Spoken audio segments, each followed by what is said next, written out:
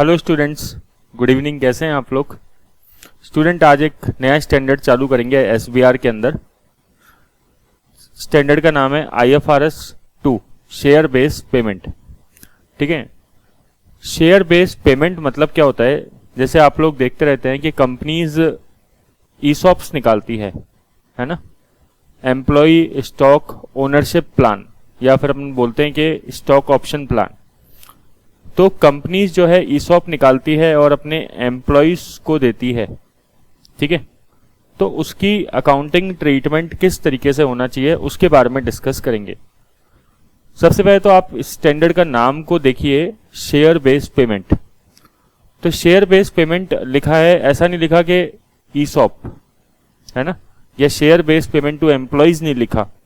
इसका मतलब क्या है कि ये स्टैंडर्ड जो है, अगर मैं आपको इसका स्कोप बताऊं तो इस स्टैंडर्ड के स्कोप में केवल ऐसा नहीं कि शेयर बेस्ड पेमेंट जो एम्प्लॉयज को देते हैं या डायरेक्टर्स को देते हैं वो आता है।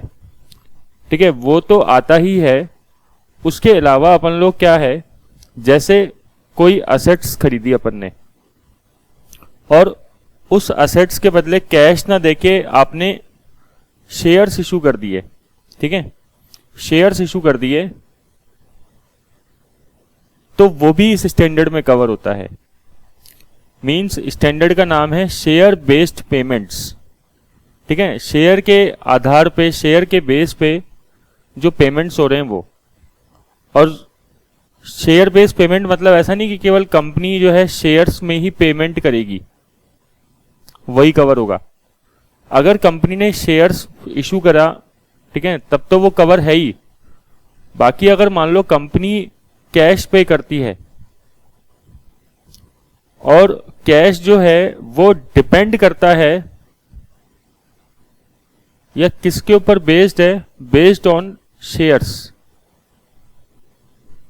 वो भी इस स्टैंडर्ड में कवर है।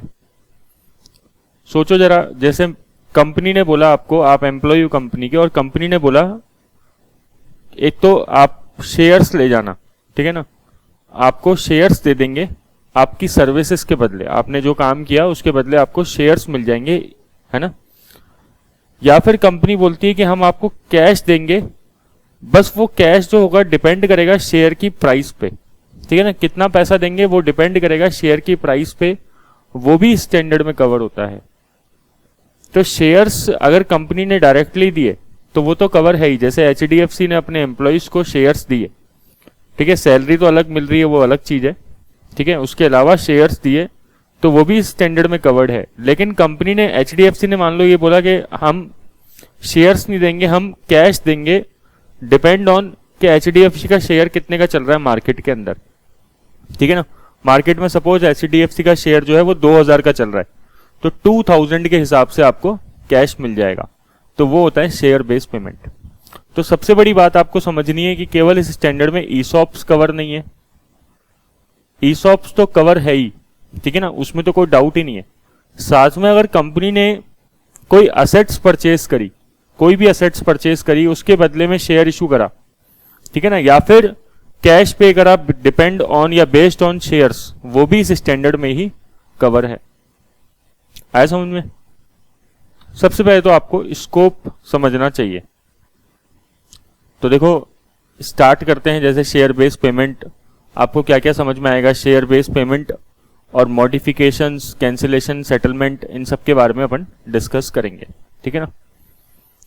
तो सबसे मेन तो टॉपिक इसमें ईसॉप ही रहता है ऑब्वियसली।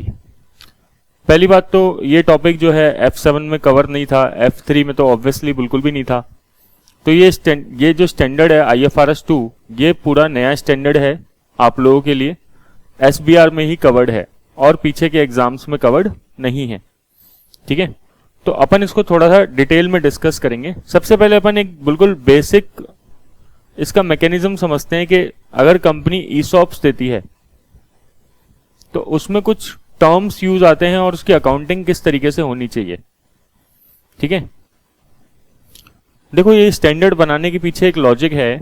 इसके पीछे क्या लॉजिक है, क्यों बनाया गया, कंपनी क्यों देती है ईसॉप, क्या रीजन है, किस वजह से दिया जा रहा है। कंपनी बेसिकली इसलिए देती है ताकि एम्प्लॉयज जो हैं वो कंपनी में रिटेन रहे, ठीक है, छोड़ के ना जाए, जॉब को छोड़े ना, है ना। आपने देखा होगा कंपनीज के अंदर एट्रिशन बोलते हैं इसको, जॉब छोड़ते हैं जब, है ना, तो कई कंपनीज में एट्रिशन रेट बहुत ज्यादा होती है। तो एट्रिशन रेट ज्यादा होगी तो कंपनी को ट्रेनिंग की कॉस्ट ज्यादा देनी पड़ेगी, सेटलमेंट की कॉस्ट ज्यादा देनी पड़ेगी, है ना, कंपनी के बहुत खर्चे होते हैं। तो कंपनी चाहती है कि एम्प्लॉयज लग के काम करें, बट एम्प्लॉय प्राइवेट सेक्टर में जैसे ही जहां पे ज्यादा पैकेज मिलता है वो चले जाते हैं। तो उनको रोकने का एक तरीका है कि उनको सपना दिखाया जाए, ठीक है ना, एक ड्रीम दिखाया जाए, वो होता है ईसॉप। ड्रीम क्या है, जैसे आप मान लो 3 साल एग्जाम्पल लो, आप 3 साल काम करोगे तो आपको इतने शेयर्स मिल जाएंगे। ये क्या है, ये ईसॉप है। ये आपको ड्रीम दिया जा रहा है कि भाई आप 3 साल लग के काम करो कंपनी के अंदर तो आपको ईसॉप देंगे। तो अब ईसॉप क्या है, बड़ा पॉपुलर हो गया, ठीक है। ईसॉप आप देखेंगे तो आपकी कंपनी, अगर आप जॉब करते हैं तो वहां पे भी हो सकता है ना, लिस्टेड कंपनी है तो आपकी ईसॉप बड़ा पॉपुलर है। और एम्प्लॉयज भी चाहते हैं कि हमें जो है शेयर्स मिले। इससे क्या होता है, थोड़ा कंपनी के अंदर उनका अपनापन आता है, ठीक है। कंपनी के अंदर उनको लगता है कि ओनरशिप है तो हम बहुत ढंग से काम करेंगे। अब अकाउंटिंग की बात करें कि IFRS 2 क्यों लेके आए भाई, IFRS 2 लाने का क्या लॉजिक है सर। आप सोचो कंपनीज जो है शेयर्स दे रही है ना, ठीक है, शेयर्स दे रही है, कहीं ना कहीं जो है वो शेयर्स क्यों दे रही है, ताकि क्योंकि वो एम्प्लॉय जो है वो काम कर रहे हैं, वर्क कर रहे हैं, ठीक है। अगर शेयर्स नहीं देते तो सोचो आप, कंपनसेशन एम्प्लॉयज का ज्यादा होता। अगर शेयर्स नहीं देती, ईसॉप नहीं देती कंपनी, तो जो सैलरी है वो एम्प्लॉयज की ज्यादा होती, ठीक है। तो अभी तो यहां पे क्योंकि कंपनी ईसॉप दे रही है, ठीक है, तो सैलरी थोड़ी सी क्या होगी, उस मुकाबले कम होगी। पहला पॉइंट तो आपको ये समझ में आना चाहिए। दूसरा पॉइंट, जो एम्प्लॉयज हैं शेयर खरीदेंगे किसी भी टाइम पीरियड में, मान लो 3 साल बाद शेयर्स परचेज करेंगे, ठीक है, तो वो हो सकता है shares free of cost company दे। भाई कंपनी उनसे बिल्कुल भी पैसा ना ले, कंपनी बोले भाई आपने हमारे पास 3 साल काम किया, हमें बहुत अच्छा लगा, तो अब आप ये शेयर ले लो, फ्री में ले लो। या फिर जो मार्केट की प्राइस है, मान लो मार्केट में प्राइस 2000 की चल रही है, आप तो केवल 100 रुपए में शेयर ले लो, ठीक है ना, तो कंपनी आपको एक तरीके से 1900 का बेनिफिट दे रही है। ये भी हो सकता है। तो इधर क्या एंट्री होनी चाहिए थी भाई, फ्री ऑफ कॉस्ट। अगर वैसे नॉर्मली शेयर जब कोई भी पर्सन खरीदता है ना, कोई भी नॉर्मल इन्वेस्टर जब शेयर खरीदता है तो क्या होता है, कंपनी जब शेयर इशू करती है तो bank account debit to share capital, company की तरफ से सोचो, कंपनी ये एंट्री पास करती है। और कंपनी सैलरी देती है तो क्या एंट्री पास करती है, salary account debit to bank और P&L account debit to salary. But ये यहाँ पे दोनों चीजें नहीं हो पाएगी। दोनों चीजें क्यों नहीं हो पाएगी, क्योंकि कंपनी जो है उस पोर्शन का कंपनसेशन कम देगी, सैलरी कम देगी, है ना। और दूसरी चीज कि जो शेयर्स हैं वो फ्री में जारी होंगे या फिर बहुत कम रेट पे इशू होंगे। तो इस इशू को डील करने के लिए IFRS 2 लेके आया गया। समझ में आया क्या रीजन है इसके पीछे।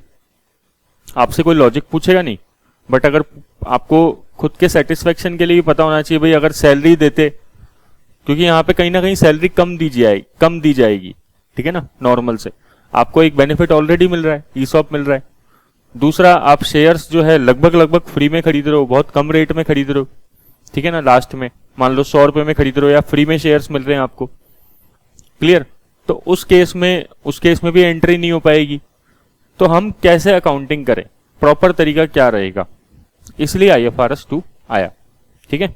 अब इसका बेसिक मैकेनिज्म समझते हैं कि IFRS 2 के अंदर कुछ टर्म्स यूज करते हैं और अकाउंटिंग कैसे होती है।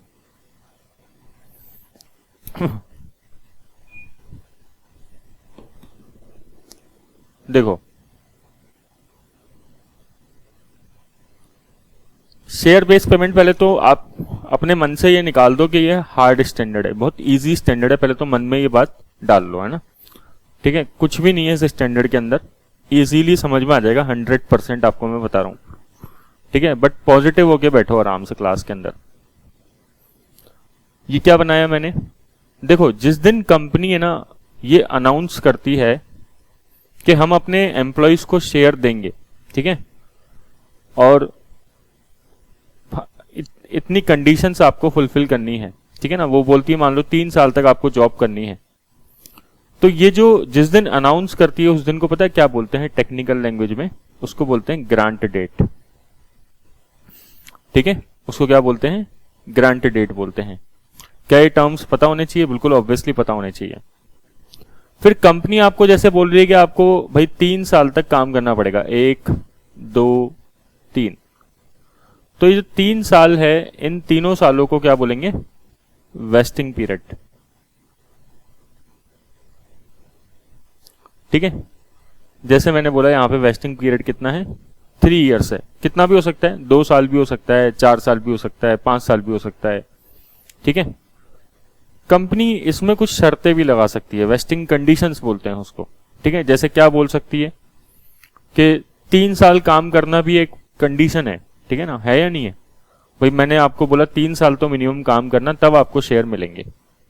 अभी मैंने आपको केवल अनाउंस किया है, ग्रांट डेट पे क्या किया है, अनाउंस किया है, मैंने अभी आपको शेयर दिए नहीं है, मैंने आपको कंडीशन लगाई है कि आपको 3 साल तक काम करना है, तो इसे क्या बोलते हैं, वेस्टिंग कंडीशन भी बोलते हैं। क्लियर? जैसे मैंने बोला वेस्टिंग कंडीशन 3 इयर्स है। फिर क्या होता है, वेस्टिंग कंडीशंस और भी अलग अलग तरीके की हो सकती है, ठीक है, उसको परफॉर्मेंस कंडीशन भी बोल सकते हैं। अभी अपन और डिस्कस करेंगे इसके बारे में, ठीक है, ये कैसी हो सकती है। 3 साल बाद जो डेट आएगी उसे बोलेंगे vesting date, vesting date. Vesting date अगर मान लो आप 3 साल पूरा आपने जॉब कर लिया है, तो इस डेट के बाद अब आप शेयर परचेज कर सकते हो कंपनी से, या फिर जो भी है, कंपनी ने बोला है फ्री में देंगे 2000 का शेयर, तो फ्री में दे देगी कंपनी आपको। कंपनी ने बोला है 2000 का शेयर मैं आपको 100 रुपए में दूंगी, तो 100 रुपए में दे देगी, ठीक है। तो वो किस डेट के बाद होगा, वेस्टिंग डेट के बाद होगा, ठीक है। कई बार कंपनी जस्ट वेस्टिंग डेट को ही बोल देती है, बट प्रैक्टिकल मार्केट में वेस्टिंग डेट के बाद भी कुछ पीरियड होता है, जैसे बोलते हैं एक्सरसाइज पीरियड। एक्सरसाइज पीरियड क्यों होता है या क्या होता है मीनिंग, भाई वेस्टिंग डेट आ गई, 3 साल आपने काम कर लिया, जॉब कर लिया, ये ईसॉप जो है आपको जो मिल रहा है ईसॉप, ये आपके ऊपर ऑब्लिगेशन नहीं है, ये आपका अधिकार है, ये आपका राइट है। आप चाहो तो इसको ले सकते हो, चाहो तो आप इसको लैप्स कर सकते हो, ये आपकी मर्जी है, ठीक है। अब मान लो आपको 3 साल बाद जो है वो कंपनी ने बोला आप 100 रुपए देके शेयर ले लो, आपकी इच्छा नहीं है, ठीक है, या फिर आपके पास पैसे नहीं है उस टाइम पे, या फिर आपको किसी ने मना कर दिया अभी मत शेयर ले, अभी सोचो थोड़ा सा, है ना, उसके बाद देखना, कंपनी की कंडीशन हो सकता है खराब है या जो भी है, तो इसलिए कंपनी उस वेस्टिंग डेट के बाद कुछ समय देती है कि आप इतने समय के अंदर शेयर परचेस कर सकते हो, उसको बोलते हैं एक्सरसाइज पीरियड। जैसे मोबाइल का बिल आता है ना, ब्रॉडबैंड का बिल आता है, मोबाइल का बिल आता है, तो जिस दिन बिल आता है ऐसा नहीं कि उसी दिन पे करना होता है, उसके 7 दिन 8 दिन तक आपको टाइम दिया जाता है, हाँ भाई इतने तारीख तक पे कर दो, ठीक है। तो वो पीरियड क्या है, एक्सरसाइज पीरियड है। समझ गए बात को? इस पीरियड में आप कभी भी शेयर परचेस कर सकते हो, आप एलिजिबल हो चुके हो, कोई दिक्कत नहीं है, वेस्टिंग कंडीशंस आपने पूरी कर दी है। तो अब हम बात कर रहे हैं किसके पॉइंट ऑफ व्यू से, सारी की सारी कंपनी के पॉइंट ऑफ व्यू से। मुझे एम्प्लॉय से कोई लेना देना नहीं है, अभी कंपनी के पॉइंट ऑफ व्यू से बात कर रहे हैं। अब कंपनी यहां पे किस तरीके से अकाउंटिंग करती है, कंपनी सबसे पहले ये देखती है कि ग्रांट डेट पे, ग्रांट डेट की बात कर रहे हैं, ध्यान से देखना, ग्रांट डेट पे कि कितने शेयर्स देने पड़ेंगे, है ना, कितने शेयर्स देने हैं एक एम्प्लॉय को। अब कंपनी सोच रही है 100 शेयर्स देने हैं टू ईच एम्प्लॉय, ठीक है, पर एम्प्लॉय मैंने लिख दिया। साथ में कंपनी ये चेक करती है कि फेयर वैल्यू कितनी है इस ईसॉप की, है ना, इस शेयर की। अभी फिलहाल आप ये बोल दो कि फेयर वैल्यू कितनी है, इस शेयर की फेयर वैल्यू कितनी है, ग्रांट डेट की बात कर रहे हैं। ग्रांट डेट पे मान लो फेयर वैल्यू जो चल रही है वो 2000 चल रही है, ठीक है। तो कंपनी बोलेगी 100 इंटू 2000, ठीक है ना। कंपनी बोलेगी 100 इंटू 2000 मीन्स कंपनी का एक तरीके से 2 लाख रुपए का खर्चा है। ये खर्चा कब होगा? एग्जैक्टली 3 साल बाद। लेकिन कंपनी इस खर्चे को 3 साल में स्प्रेड कर देगी ना, कंपनी इस खर्चे को 3 साल में स्प्रेड कर देगी, ठीक है ना। और कंपनी क्या करेगी? जैसे ये 2 लाख आ गया डिवाइडेड बाय 3 इयर्स, तो कितना आ गया ये? 66,667। ये फर्स्ट ईयर के एंड में कंपनी P&L में राइट ऑफ कर देगी 66,667। कंपनी जर्नल एंट्री क्या पास करती है इस टाइम पे? जर्नल एंट्री पास करती है एम्प्लॉय कॉम्पनसेशन। मैं जर्नल एंट्री थोड़ा सा नीचे लिख देता हूं ना। कंपनी जर्नल एंट्री पास करती है employee compensation expense account debit. क्या बोला? Employee compensation expense account debit to share based payment reserve account. Sir ये रिजर्व अकाउंट क्यों यूज किया? क्योंकि कंपनी शेयर देगी इसलिए। अगर शेयर नहीं देती, कैश देती, तो फिर लाइबिलिटी यूज करेंगे, वो बाद में आएगा। उसे कहते हैं स्टॉक एप्रिसिएशन राइट्स, वो अलग टॉपिक है। SAR सार बोलते हैं उसको। कंपनी पहले साल में कितना खर्चा डालेगी? कंपनी ये एंट्री कब पास कर रही है? फर्स्ट ईयर के एंड में। कंपनी ने क्या बोला? वापस सुनो कि 100 शेयर हम दे रहे हैं ऑप्शन, और एक शेयर की फेयर वैल्यू जो चल रही है वो 2000 है। 3 सालों में टोटल खर्चा डिवाइड करना है 66,667। ये मैंने एक एम्प्लॉय के हिसाब से बात करी। क्या कंपनी में ऐसे 1000 एम्प्लॉय हो सकते हैं? बिल्कुल हो सकते हैं। अगर 1000 एम्प्लॉय होंगे तो मल्टीप्लाई बाय 1000 एम्प्लॉय करना पड़ेगा। समझ में आया? तो ये मल्टीप्लाई हो जाएगा, जितने एम्प्लॉयज से मल्टीप्लाई कर, जितने एम्प्लॉयज होंगे उतने से मल्टीप्लाई हो जाएगा। क्लियर हो रहा है कुछ थोड़ा थोड़ा? अच्छा, अभी बहुत सारी चीजें हैं इसके अंदर। ये क्या है 66,667? ये एक बेसिकली बेस्ट एस्टीमेट है। मतलब यहां पे कंपनी क्या लगा रही है? एक एस्टीमेट लगा रही है। किसको किसको देखते हुए? नंबर ऑफ शेयर्स को, फेयर वैल्यू को, कितने एम्प्लॉयज इस ऑप्शन को एक्सरसाइज करेंगे कंपनी ये सोच रही है, कितने साल में डिवाइड होगा? 3 साल में डिवाइड होगा, ठीक है, ऐसे। फिर सेकेंड ईयर आएगा। इसको मैं, आप बोलो तो इसको 100 एम्प्लॉयज करके कर लेते हैं, ठीक है, थोड़ा सा आपके लिए प्रैक्टिकल हो जाएगा। या 100 की जगह 60 एम्प्लॉयज कर लेते हैं, थोड़ा सा और प्रैक्टिकल हो जाएगा। ये 60 एम्प्लॉयज क्या है? कंपनी सोचेगी फर्स्ट ईयर के एंड में जब खर्चा बुक कर रही है कि कितने एम्प्लॉयज जो है इस ऑप्शन को एक्सरसाइज करेंगे। भाई देखो, ग्रांट डेट पे क्या कंसीडर करते हैं हम लोग? ग्रांट डेट पे देखेंगे कि स्कीम क्या है। 100 शेयर पर एम्प्लॉय देंगे। क्या ये चेंज होगा 100 शेयर पर एम्प्लॉय? नहीं भाई, जिसको लेना है लेगा, जिसको नहीं लेना है नहीं लेगा। लेकिन कंपनी ऐसा नहीं है कि 80 शेयर देगी बाद में या फिर 120 शेयर देगी। 100 शेयर देगी तो 100 फिक्स है। हाँ, अगर ये स्कीम ही चेंज हो जाए तो फिर कंपनी, फिर इसे बोलते हैं मॉडिफिकेशन, वो बात की बात है। फेयर वैल्यू किस दिन लेनी होती है? फेयर वैल्यू हमें लेनी होती है हमेशा ग्रांट डेट की। फेयर वैल्यू जो लेनी है इस ऑप्शन की, हमें किस दिन की लेनी है? ग्रांट डेट की। फेयर वैल्यू बाद में कुछ भी हो चेंज, कभी भी हमें कोई मतलब नहीं है। क्या बताया बताओ? सबसे पहले नंबर ऑफ शेयर्स तो फिक्स रहेंगे, 100 शेयर्स पर एम्प्लॉय बोल दिया तो वो 100 शेयर्स पर एम्प्लॉय ही रहेगा। ग्रांट डेट पे चेक कर लो। फेयर वैल्यू भी आपको ग्रांट डेट की ही लेनी है, उसके बाद चाहे कुछ भी हो मुझे कोई मतलब नहीं है। इसके पीछे मैं आपको लॉजिक बता रहा हूं। तीसरा पॉइंट, नंबर ऑफ एम्प्लॉयज हम कैसे लेंगे? नंबर ऑफ एम्प्लॉयज हमें सोचना है कि थर्ड ईयर के एंड में कितने एम्प्लॉयज, मतलब वेस्टिंग कंडीशंस कितने एम्प्लॉयज पूरी कर सकते हैं, ये सोचना है। तो हमें लगा यार एम्प्लॉयज तो 100 है कंपनी में, ठीक है। देखा, हमने चेक किया, हम फर्स्ट ईयर के एंड में आए, फर्स्ट ईयर के एंड में हमने चेक किया 100 एम्प्लॉयज हैं। लेकिन 40 तो टोटल 3 साल में छोड़ के चले जाएंगे। उसमें से कुछ फर्स्ट ईयर के अंदर जा भी चुके होंगे, कंपनी सोच रही है सेकंड और थर्ड ईयर में और चले जाएंगे, तो टोटल 40 छोड़ के चले जाएंगे। ठीक है, तो 40 चले जाएंगे तो 60 माइनस 40, कितने एम्प्लॉइज जो है कितने एम्प्लॉइज एक्सरसाइज कर सकते हैं इस ऑप्शन को? 2000 इंटू 60।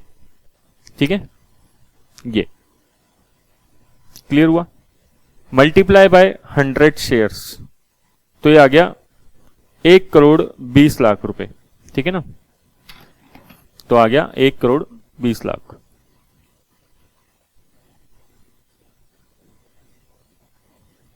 डिवाइडेड बाय 3 साल, तो हर साल का खर्चा कितना आ गया इस तरीके से? 40 लाख का आ गया। तो पहले साल आपने खर्चा कितना बुक कर दिया? 40 लाख का बुक कर दिया। ठीक है ना, इस बार मैंने यहां पे नंबर ऑफ एम्प्लॉइज भी दे दिया आपको, ताकि थोड़ा सा आपके लिए प्रैक्टिकल हो जाए। तो एंट्री बदल के क्या हो जाएगी? अब एंट्री तो वही रहेगी, employee compensation expense account debit to share based payment reserve account 40 lakh है ना। बस ये है कि अमाउंट चेंज हो गया 40 लाख। क्यों? क्योंकि नंबर ऑफ एम्प्लॉइज हो गए चेंज, इसलिए। अब हम सेकेंड ईयर में आए। सेकेंड ईयर के अंदर फिर क्या करना है? फिर वापस से चेक करना है, एस्टीमेट लगाना है, बेस्ट एस्टीमेट दोबारा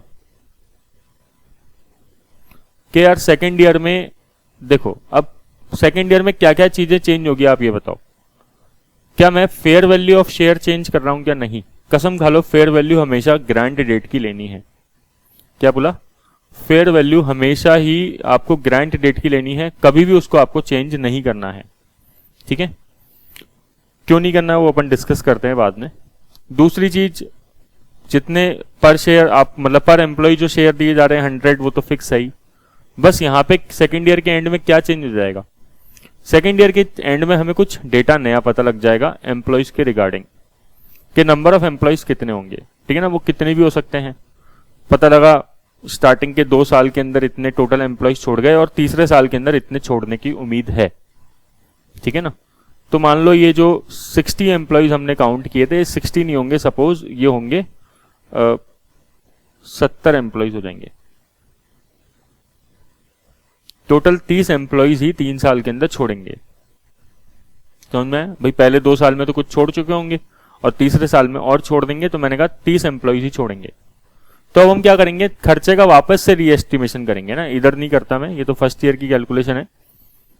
तो खर्चे का अब हम वापस से रीएस्टिमेशन करेंगे। हम क्या बोलेंगे? 100 शेयर्स हम एक एम्प्लॉय को देंगे। ठीक है, क्या फेयर वैल्यू है शेयर की? 2000 इंटू 70 एम्प्लॉयज हमें लगता है ये ऑप्शन एक्सरसाइज करेंगे, है ना। टोटल खर्चा कितने साल में डिवाइड होना चाहिए? 3 साल में। ऑलरेडी कितने साल निकल चुके हैं? एक्सपायर कितने साल हो चुके हैं? 2 साल खत्म हो चुके हैं। तो दो साल में टोटल कितना खर्चा बुक हो जाना चाहिए? 2 साल का खर्चा निकल जाएगा ये। 100 into 2000 into 70 divided by 3 into 2, तो 93,93,333। ये 2 सालों का टोटल खर्चा आ गया। इसमें से क्या फर्स्ट ईयर में आप ऑलरेडी कुछ खर्चा बुक कर चुके हो क्या? यस, हमने फर्स्ट ईयर में कितना खर्चा बुक किया था? 40 लाख का खर्चा हमने फर्स्ट ईयर में बुक किया था। इसको लेस कर दो, तो सेकेंड ईयर का खर्चा कितना हो जाएगा? 53,33,333। तो मैं सेकेंड ईयर का खर्चा कितना बुक करूंगा? 53,33,333। मैं वापस से सेकेंड ईयर में एक एंट्री डालूंगा, employ compensation expense account debit to क्या? Share base payment reserve account. जिन बच्चों ने इंडिया के अंदर पहले ये पढ़ रखा है, मान लो सीए वगैरह के अंदर, तब जब सीए इंटर में अकाउंटिंग करते थे तो चीजें ज्यादातर सेम रहती थी। बस क्या बदलता था मैं बता देता हूं आपको। फेयर वैल्यू की जगह इंट्रिंसिक वैल्यू लेते थे, पहली बात तो ये। दूसरी बात, एंट्री में एम्प्लॉय कंपनसेशन डेबिट करके टू ईसॉप आउटस्टैंडिंग क्रेडिट कर देते थे। ठीक है ना, बट ये उनके लिए है, जो मैंने अभी लास्ट 2 लाइनें बताई, ये उनके लिए है जिन्होंने पहले पढ़ रखा है और वो जानना चाहते हैं कि क्या डिफरेंस आया है। तो ये डिफरेंस आया है। ठीक है ना। आप पहले इंट्रिंसिक वैल्यू लेते थे, अब फेयर वैल्यू लेते हो। फेयर वैल्यू थोड़ी ज्यादा रिलायबल होती है इसलिए। आया समझ में। ये सेकेंड ईयर के एंड की एंट्री हो गई। थर्ड ईयर में क्या होगा? थर्ड ईयर में हमें पता लग जाएगा एक्चुअल पोजीशन क्या है। थर्ड ईयर में हमें पता लग जाएगा कि कितने एम्प्लॉइज जो हैं अभी तक छोड़ चुके हैं तीनों सालों में, एक्चुअल डेटा पता लग जाएगा। सही बात है या नहीं है? बिल्कुल सही बात है। तो थर्ड ईयर के अंदर मेरे पास सारी पिक्चर क्या होगी? एक्चुअल होगी, जैसे सेकेंड ईयर था। अब थर्ड ईयर में मैं कहता हूं कि 100 शेयर देंगे एक एम्प्लॉय को, 2000 रुपए की फेयर वैल्यू मैं उसी दिन की ले रहा हूं, ग्रांट डेट की। एम्प्लॉय जो है वो सपोज 71 एम्प्लॉयज ने जो है वो टोटल ऑप्शन एक्सरसाइज किया, ठीक है ना। तो डिवाइडेड बाय 3 साल इंटू 3 साल, डिवाइडेड बाय 3 क्यों किया? क्योंकि पूरा ये खर्चा है टोटल 3 साल में डिवाइड होना था। मल्टीप्लाई बाय 3 क्यों किया? क्योंकि 3 साल निकल चुके हैं। तो थर्ड ईयर में आप चाहो तो ये करने की जरूरत नहीं है, कैंसिल हो जाएगा, ठीक है ना। टोटल खर्चा पता लगा लो कितना होगा, 100 इंटू 2000 इंटू 71, 1 करोड़ 42 लैक्स। ये 2 साल का क्यूमुलेटिव खर्चा है, वो 3 साल का टोटल खर्चा है, ठीक है। इसमें से आप ऑलरेडी कितना बुक कर चुके हो? फर्स्ट ईयर में कितना बुक किया था आपने? फर्स्ट ईयर में 40 लाख का एक्सपेंडिचर बुक किया था। सेकेंड ईयर में कितना बुक किया था? 53,33,333 का बुक किया था, सही है। तो दोनों सालों में मिला के कितना बुक किया? दोनों सालों में आपने टोटल मिला के बुक किया 93,33,333, है कि नहीं। तो सेकंड मतलब अब आपका लास्ट ईयर का खर्चा आ जाएगा कितना? इससे निकाल लो माइनस करके, ये आ जाएगा 48,66,667। ये तीसरे साल का आपका खर्चा हो गया, ठीक है। अब आपके 3 साल के एक्सपेंडिचर क्या हो गए? इस तरीके से बुक हो गई, राइट। तो अब आप एंट्री पास कर दो वापस से, employ compensation expense account debit to क्या? Share based payment reserve account. कितना था वो? 48,66,667। ये आपका 3 साल का इस तरीके से खर्चा बुक हो गया। कोई बड़ी बात चल रही है क्या? कोई भी बड़ी बात नहीं चल रही है, नॉर्मल बातें चल रही है। अच्छा, ये बताने की जरूरत है क्या? ये तो आप वैसे भी समझ जाओगे, अब प्रोफेशनल लेवल के स्टूडेंट हो। ये कंपनसेशन एक्सपेंस बेसिकली अकाउंट कहां जाएगा? जैसे फर्स्ट ईयर में एंट्री पास करी अपन ने, हर बार एंट्री पास कर रहे हैं, employee compensation expense debit to share based payment reserve. तो ये एम्प्लॉय कंपनसेशन एक्सपेंस कहां जाएगा? ये P&L में चला जाएगा हर साल। P&L account debit to employee compensation expense, है ना। ये एंट्री हो जाएगी, 40 लाख रुपए डेबिट हो जाएगा। बस केवल एक ही अकाउंट बचेगा, share based payment reserve account. ऐसी सेकेंड ईयर के एंड में भी ये कंपनसेशन एक्सपेंस कहां चला जाएगा? ये P&L में चला जाएगा। वापस से ये शेयर बेस्ड पेमेंट रिजर्व और बच गया सेकेंड ईयर के एंड में। थर्ड ईयर के एंड में भी क्या हुआ? ये एम्प्लॉय कंपनसेशन कहां चला जाएगा? P&L to employee compensation expense.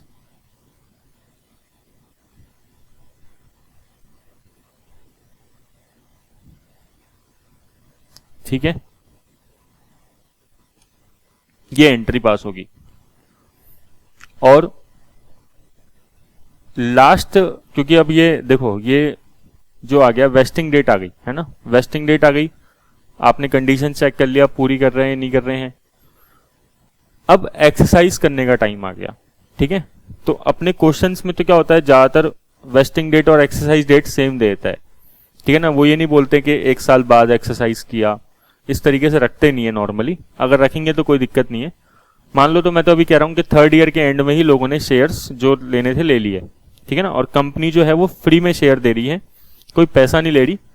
2000 का शेयर जो था वो फ्री में दे रही है, ठीक है ना। कोई भी कंपनी उसमें ये मान लो जो HDFC बैंक है, ये कोई भी पैसा नहीं ले रही उसके अंदर। तो एंट्री क्या पास करेंगे? एंट्री पास कर देंगे share based payment reserve account debit. अब देखना लास्ट ईयर में एंट्री क्या हो रही है पास, जब लोगों ने शेयर लिए, ठीक है ना, share based payment reserve account debit, कितने से डेबिट होगा बताओ, जितना आज तक क्रेडिट हुआ था। कितनी बार क्रेडिट हुआ था टोटल? 3 बार। बता सकते हो कितना क्रेडिट हुआ था टोटल मिला के? टोटल मिला के अगर आप स्मार्टली सोचोगे तो टोटल 3 साल का जो शेयर बेस्ड पेमेंट रिजर्व है वो 1,42,00,000 आ रहा है। वरना आप चाहो तो अलग अलग भी कैलकुलेट कर सकते हो, जैसे पहले साल में था 40 लाख का, सेकेंड ईयर में कितना था 53,33,000 का, और थर्ड ईयर में कितना है 48,66,667। 2 शेयर कैपिटल और 2 सिक्योरिटी प्रीमियम। ये शेयर कैपिटल में कितना आएगा, जितनी भी जो नॉमिनल वैल्यू होती ना वो नॉमिनल वैल्यू शेयर कैपिटल में चली जाएगी, और बाकी जो एक्सेस का अमाउंट है वो एक्स्ट्रा जो अमाउंट है वो सिक्योरिटी प्रीमियम में चला जाएगा। मान लो 10 रुपए शेयर की नॉमिनल वैल्यू है, मान लेते हैं 10 शेयर की नॉमिनल वैल्यू है। नॉमिनल वैल्यू को पता है फेस वैल्यू भी बोलते हैं, सुना है आपने कभी? सुना होगा, उसको फेस वैल्यू भी बोलते हैं। मैं फेयर वैल्यू नहीं बोल रहा, मैं फेस वैल्यू बोलता हूं, ठीक है।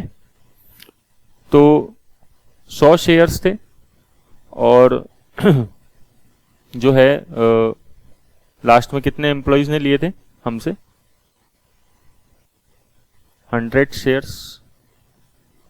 भाई 10 तो हो गई फेस वैल्यू इसकी, 100 शेयर्स पर एम्प्लॉय, और नंबर ऑफ शेयर्स कितने थे लास्ट में, मतलब नंबर ऑफ एम्प्लॉइज कितने थे 71, ठीक है। ये जो ले रहे हैं शेयर्स एक्चुअल में, तो मल्टीप्लाई ये इस अमाउंट से हो जाएगा, यहाँ पे शेयर कैपिटल आ जाएगा, बाकी सिक्योरिटी प्रीमियम आ जाएगा। ये कोई बड़ी बात नहीं है, क्लियर।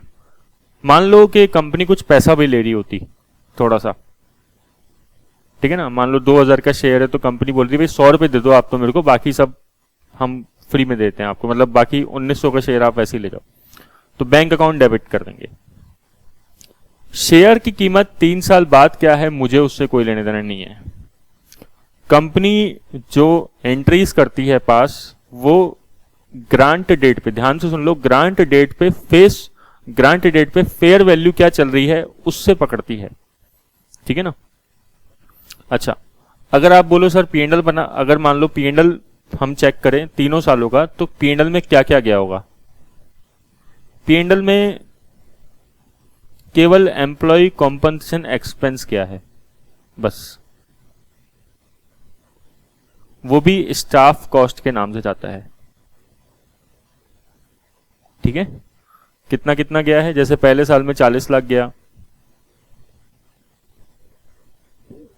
दूसरे साल में ये 53 लाख,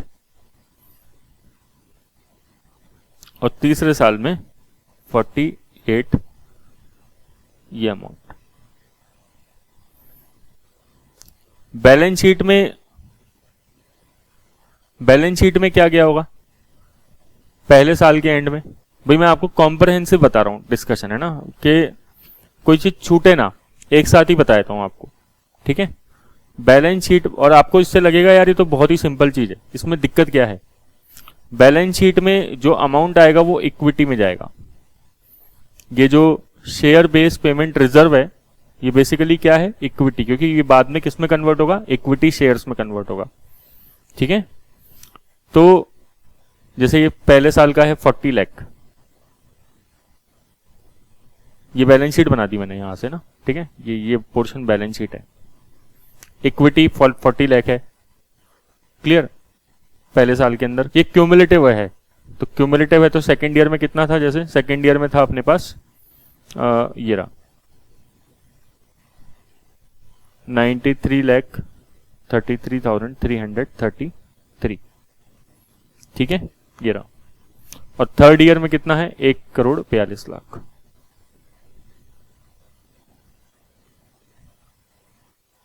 आई बात समझ में? ये ऐसे एंट्री अपन को ध्यान रखनी है, क्लियर। अब एक दो क्वेश्चंस के सवाल, मतलब एक दो क्वेश्चंस के आंसर देख लेते हैं कि ऐसा क्यों हो रहा है सर कि अपन है ना यहाँ पे वो डेट कंसीडर नहीं कर रहे, मतलब बाद की डेट्स कंसीडर नहीं करते हैं। देखो ध्यान समझना, मैंने आपको क्या बोला, या इसको देखो आप, ठीक है, ये कापलान ने बना के दे रखा है, ये यहाँ पे जो डेट दे रखी है ग्रांट डेट दे रखी है, ये डेट है ग्रांट डेट, तो फेयर वैल्यू हमेशा किसकी लेनी है, ग्रांट डेट की लेनी है, ठीक है। ये 3 साल, जैसे इसने एग्जाम्पल भी 3 साल का लिया है, तो इसे क्या बोला, वेस्टिंग पीरियड बोला, ठीक है, जितने साल वो एम्प्लॉय काम करने की शर्त रखी है। द चेंजेस, सॉरी ये चार्ज है ना, ये जो खर्चा है वो चार्ज होगा 3 साल के अंदर, charge fair value over the vesting period based on the option expected to vest. ये पहले 2 साल इसमें से क्या होते हैं, हमारे एस्टिमेट होते हैं, बट तीसरा साल हमारा क्या हो जाता है, एक्चुअल में खर्चा चार्ज हो जाता है, ठीक है। तो थर्ड ईयर के लिए क्या लिख रखा है, charge calculate actual charge based on the number that vest. तो ये आ गई डेट कौन सी, वेस्टिंग डेट, ये डेट कौन सी आ गई, वेस्टिंग डेट। यहां पे अगर इसके बाद भी क्वेश्चन आगे चलता है तो वो बेसिकली एक्सरसाइज पीरियड की बात करता है, बट एक्सरसाइज पीरियड मैंने जैसे बताया आपको कम ही केस में मिलेगा, ठीक है ना। या क्वेश्चन कह देगा भाई एक्सरसाइज पीरियड बहुत 2-3 दिन का ही है, ठीक है, 2-3 दिन का ही है, जस्ट वेस्टिंग डेट के बाद का, आया समझ में, ऐसे भी अपन को कह सकता है। अब बात करते हैं सर, ये जो ग्रांट डेट पे हम लोग ले रहे हैं फेयर वैल्यू,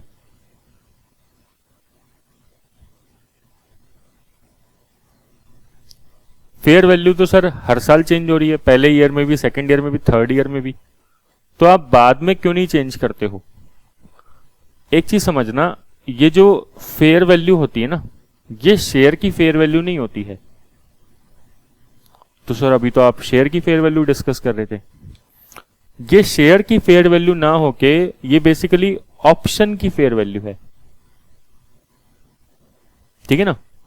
और कंपनी इसमें यही सोचती है कि यहां पे, मतलब इस पॉइंट पे आके ग्रांट, मतलब देखो ग्रांट डेट पे ही सोचती है कि फेयर वैल्यू यहां पे इस पीरियड में क्या चल रही होगी, ठीक है ना। वो कैलकुलेट करती है कि जो वेस्टिंग डेट आएगी, या हाँ वेस्टिंग डेट जो आएगी उस टाइम पे शेयर की फेयर वैल्यू क्या होगी, और वो शेयर की फेयर वैल्यू नहीं सोचती, वो ऑप्शन की फेयर वैल्यू सोचती है। तो उसमें प्रेजेंट वैल्यू भी इंक्लूड होती है, उसमें प्रोबेबिलिटी भी इंक्लूड होती है, ठीक है ना। हमें ये बिल्कुल भी निकालनी नहीं है, ये निकलती है मैथमेटिकल फॉर्मूलों से जो फाइनेंशियल मैनेजमेंट में आप पढ़ते हैं, जैसे ब्लैक स्कॉल्स मॉडल, ठीक है, या फिर बाइनोमियल मॉडल,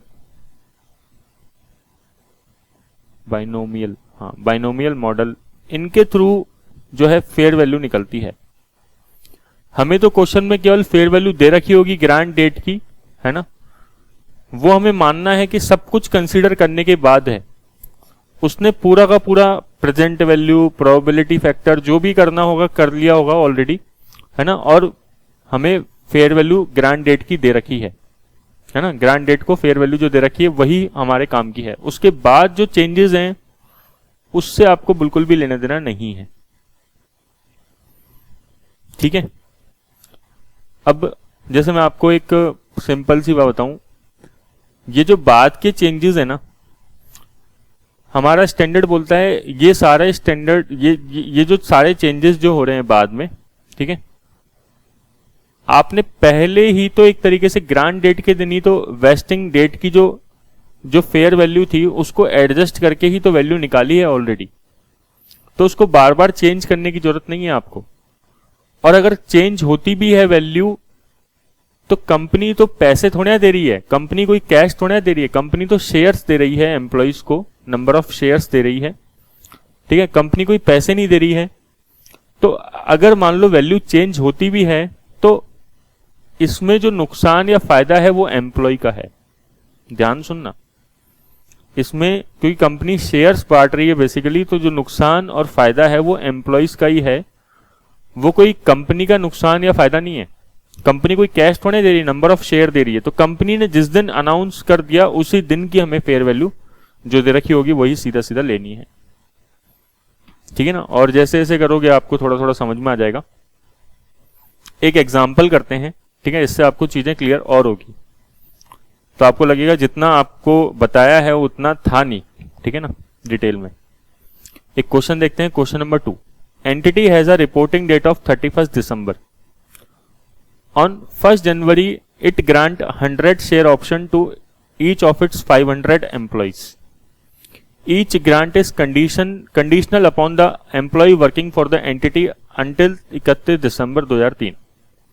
तो कितने साल हो गए बताओ? 1 जनवरी 2001 से 31 दिसंबर 2003, ये हो गए 3 साल।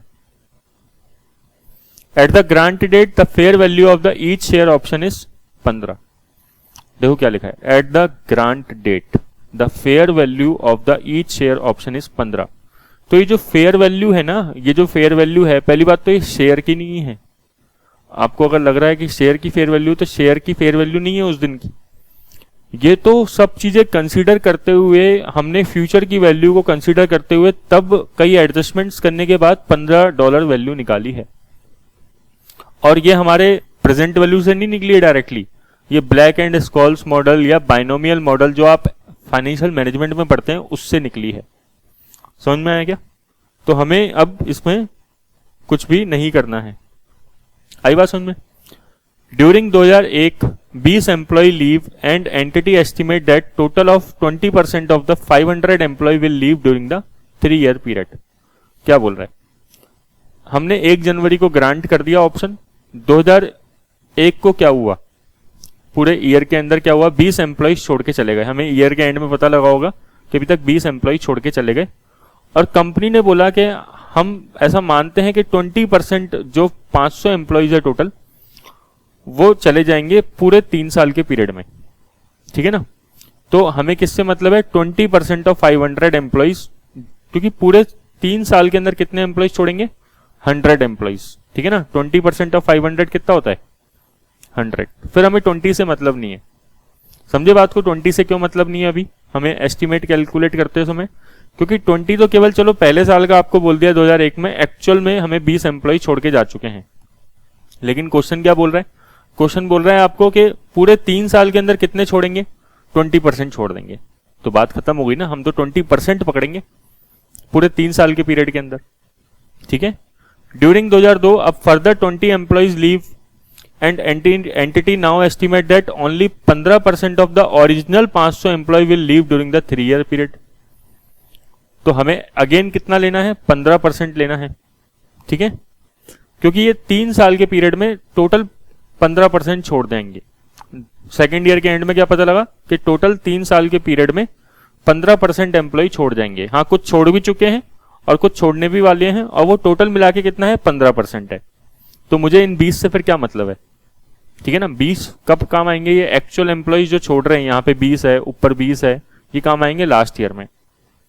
ड्यूरिंग 2003 अब फर्दर 10 एम्प्लॉयज लीव, और लास्ट ईयर में लास्ट में क्या हुआ कि 10 एम्प्लॉय और छोड़ के चले गए, ठीक है ना। अब आपसे क्या बोल रहा है? इसकी अकाउंटिंग करके बताओ, ठीक है। इसमें पूरा क्वेश्चन लिखा नहीं मैंने, बस बेसिकली अकाउंटिंग करके दिखानी है आपको। पहले क्वेश्चन समझ लेते हैं अपन, है ना, ताकि आपको क्लियरिटी आए अच्छे से।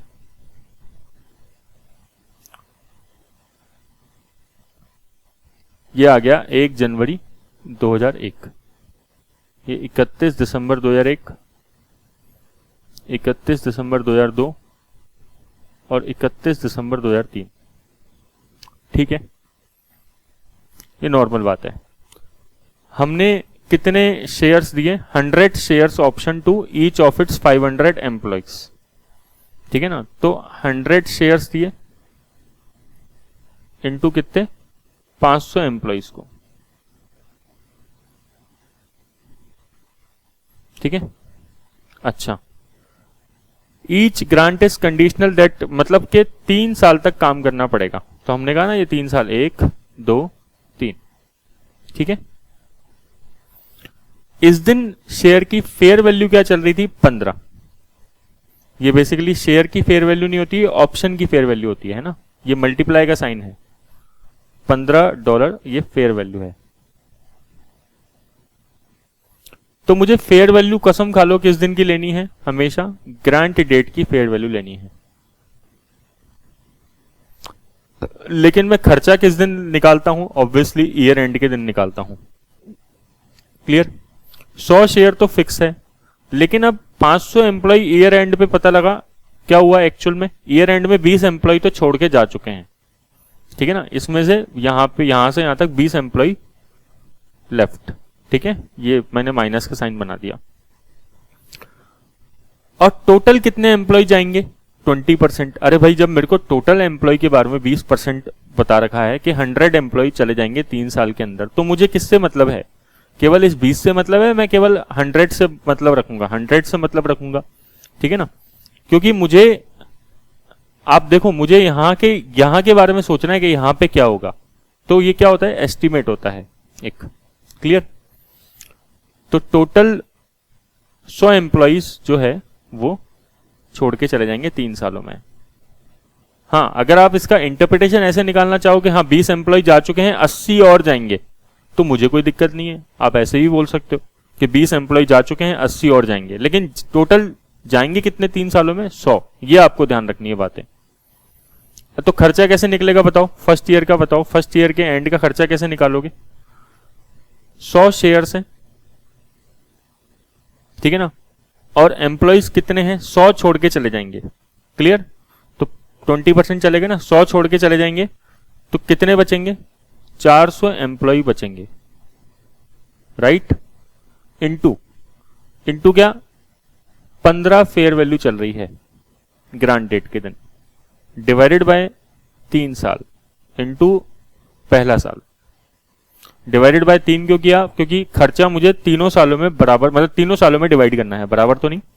तो 100 इंटू 400 इंटू 15 कितना आ गया, 6 लाख डिवाइडेड बाय 3, मतलब पहले साल का खर्चा आ गया 2 लाख का। तो ये फर्स्ट ईयर का जो एक्सपेंडिचर आ गया P&L में जो जाएगा वो 2 लाख जाएगा। और एंट्री पास क्या करोगे, employ compensation expense account debit to share based payment reserve account.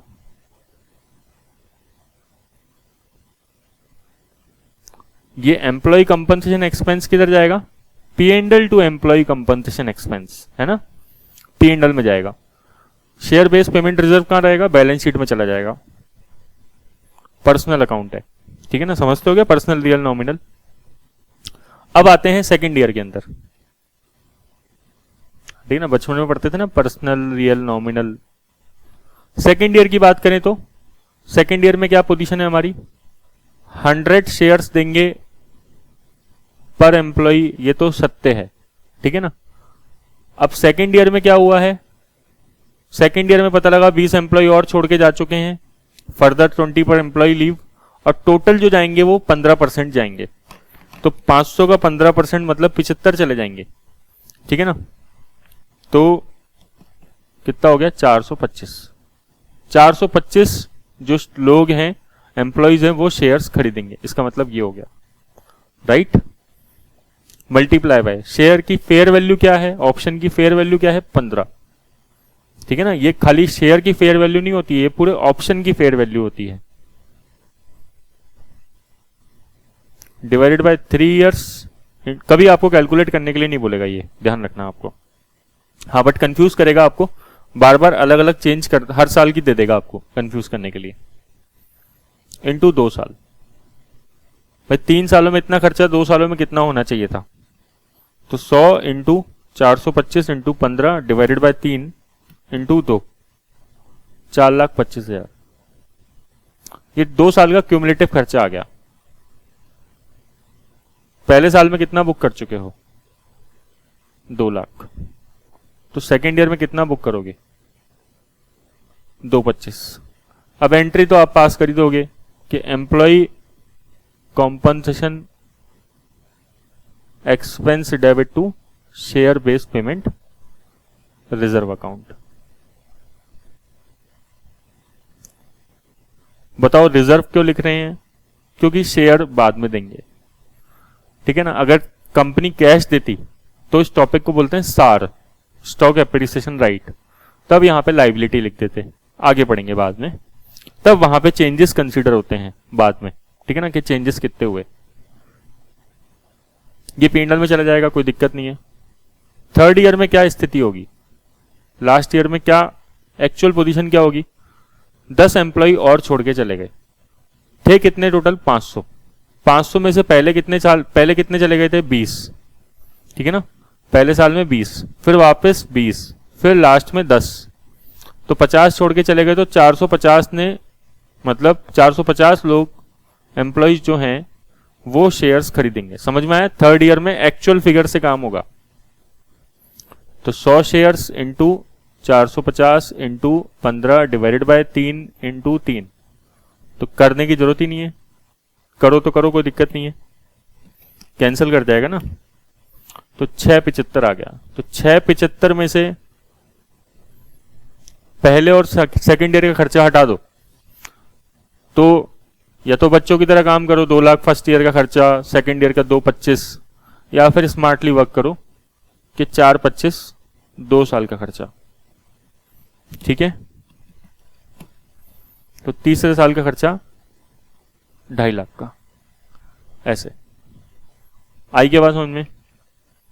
क्या ये कोई मुश्किल चीज है रियल में, बताओ कि कोई ऐसा है कि हम टफ चीज पढ़ रहे हैं, ये नहीं है, बिल्कुल भी नहीं है। अगर मैं बोलूं भाई तीनों सालों का P&L भी बना के बता दो आप, तो आप आसानी से बता सकते हो कि पहले साल में क्या गया, एम्प्लॉय कंपनसेशन एक्सपेंस, वैसे स्टाफ कॉस्ट बोलते हैं इसको, है ना, जब P&L में दिखाएंगे तो स्टाफ कॉस्ट के नाम से दिखा देते हैं। तो पहले साल में 2 लाख चला गया, दूसरे साल में कितना चला गया 225, और तीसरे साल में 2.5 लाख।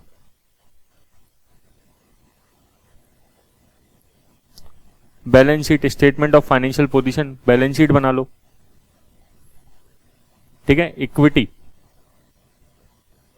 क्या है, ये इक्विटी,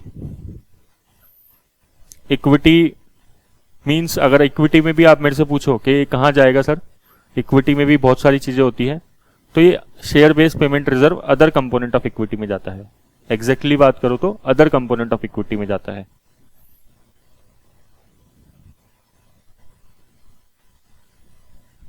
ठीक है।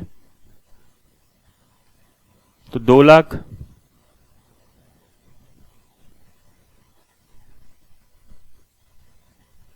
और 225, मतलब ये हो गया 425, है ना। ये क्यूमुलेटिव फिगर है, इसको मत वैसे करना है ना, ठीक है। अकेला अकेला नहीं होता, ये क्यूमुलेटिव होता है। 675 इक्विटी में अदर कंपोनेंट ऑफ इक्विटी। अच्छा, ये हो गया तीनों सालों का काम, मतलब तीनों सालों का अपन ने कर लिया। अब इसमें क्या है, क्वेश्चन मैंने आगे बताया नहीं कि एक्चुअल में एम्प्लॉइज जो हैं वो एक्सरसाइज कर रहे हैं नहीं कर रहे। अगर एक्सरसाइज करते तो अपन एंट्री पास कर देते, अगर एक्सरसाइज करेंगे तो क्या एंट्री पास कर देंगे, बताओ। पैसे लिए तो बताओ क्या एंट्री पास होगी। Bank account debit, share based payment reserve account debit, to share capital, to security premium reserve. ये एक्सरसाइज करने की एंट्री पास होती है।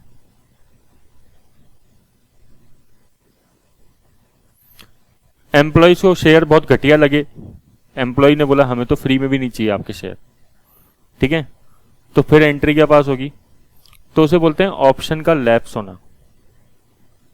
क्लियर भाई, जरूरी तो है नहीं कि ये शेयर एक्चुअल में एक्सरसाइज होंगे। तो SBP reserve account debit to retained earnings, ये रिटेन्ड अर्निंग्स में चला जाएगा। आई के बाद समझ में अपन को, ये रिटेन्ड अर्निंग्स में चला जाएगा।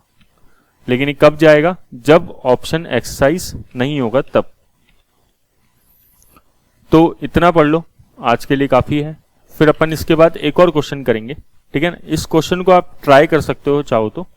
अच्छा देखो, इसका आंसर देखना चाहो तो देख लो, जैसे पहले साल का 2 लाख, दूसरे साल का 225 और तीसरे साल का 250, 2 लाख 225 और 250, ठीक है। और ये अदर कंपोनेंट ऑफ इक्विटी में चला गया बैलेंस शीट में, ये बैलेंस शीट आ गया। ठीक है, ये स्टाफ कॉस्ट है, P&L का आइटम है, और ये बैलेंस शीट आ गई यहाँ पे। ये क्वेश्चन आपको एक बार ट्राई करना चाहिए। ठीक है ना, वीडियो पॉज कर लो, मतलब आप चाहो तो क्वेश्चन पढ़ लो। इसको अपन नेक्स्ट क्लास में स्टार्टिंग में सबसे पहले यही क्वेश्चन डिस्कस करेंगे, फिर आगे की बात करेंगे। Right, question number 5। चलिए, थैंक यू।